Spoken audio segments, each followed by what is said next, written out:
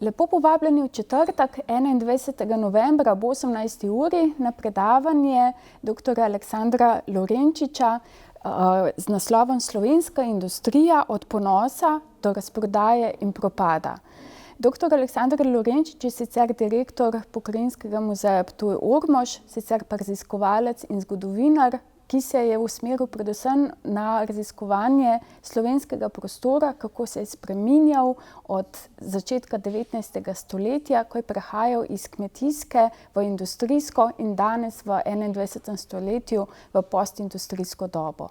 V tem bo zajel seveda vse velike spremembe 19. stoletja, torej prihod industrije, prihod oziroma velike gospodarske krize, vojne, spremembe sistemov, od kapitalizma do agrarne, do postkapitalizma, tako da se obeta res zanimivo predavanje, ki bo zajelo ta širok zgodovinski razvoj, kot rečeno 21. novembra ob 18. uri v Mestnem muzeju Litija.